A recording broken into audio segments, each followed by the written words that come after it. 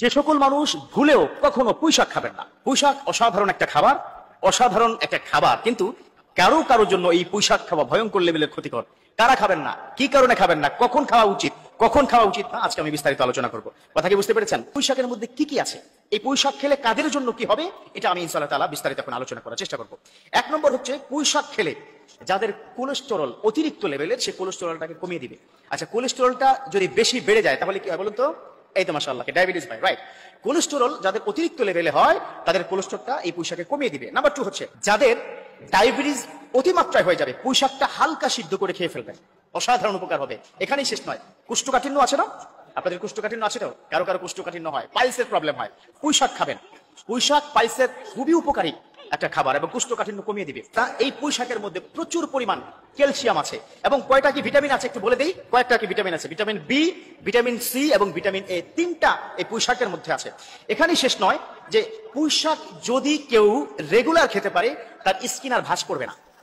Medical science বলেছে, ওই জার্নালের মধ্যে আমি পেয়েছি, তার স্কিনটা টান টান থাকবে।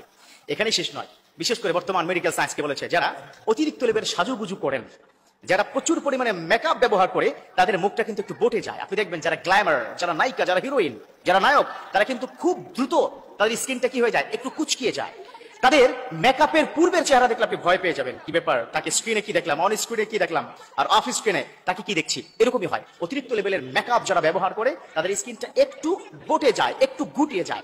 এই পুঁইশাক তাদের স্কিনটাকে টান টান রাখবে। এখানেই শেষ নয়, অনেক মা বোনরা আমাকে বলেন, হুজুর একটু দোয়া করবেন, মুখে প্রচুর পরিমাণে বর্ণ উঠে গেছে।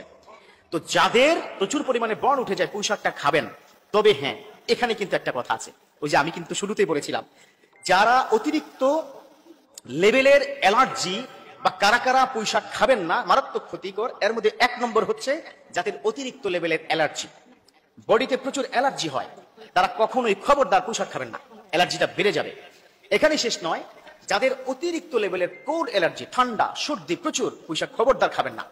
অর্থাৎ পুঁইশাক খাওয়ার ক্ষেত্রে কিন্তু উপকার আছে, আর পুঁইশাক খাওয়া আবার রেগুলার কন্টিনিউ যারা করবেন তাদের জন্য উপকার আছে, ডায়াবেটিসের উপকার, ক্যান্সারও হবে না।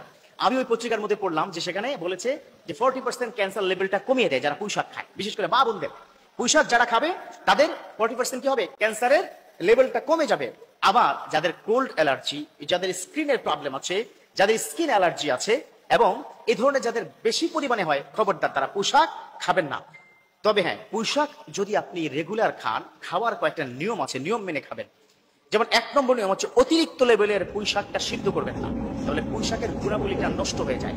হ্যাঁ, একটু হালকা সিদ্ধ করে খাবেন। পুঁইশাকের যে ডাঁটাটা আছে, এটা কিন্তু আঁশযুক্ত খাবার। এই ডাঁটাটা স্বাস্থ্যের জন্য খুবই উপকারী। ব্লাড সার্কুলেশনের সবচেয়ে বড় কথা, স্ট্রোক করা থেকে পুঁইশাক আপনাকে আলহামদুলিল্লাহ আল্লাহ পাক বাঁচিয়ে দিবেন। পুঁইশাকের উসিলা স্ট্রোক করা, হার্ট স্ট্রোকের সমস্যা, হার্টের প্রবলেম, এই পুঁইশাক আপনাকে ক্লিয়ার করবে। কি কারণে জানেন? মেডিকেল সায়েন্স বলেছে, এই পুঁইশাক যারা প্রতিনিয়ত খাবে রুটিন মেনে, তাদের ব্লাড সার্কুলেশন, রক্তের যে ব্লাড সার্কুলেশনটা, যেটার কারণে হার্ট স্ট্রোক হয়, ব্রেন স্ট্রোক হয়, সার্কুলেশনটা খুব চমৎকার ভাবে ইজি প্রসেসে হবে, ন্যাচারালি হয়ে যাবে। কথা বুঝতে পেরেছেন তো? আল্লাহ পাক আমাদেরকে এই পুঁইশাকের সঠিক গুণাবলী পাওয়ার তৌফিক দান করুক। বিশেষ করে যাদের প্রচুর allergy, cold allergy, skin allergy, তারা পুঁইশাক খবরদার খাবেন না। আল্লাহ পাক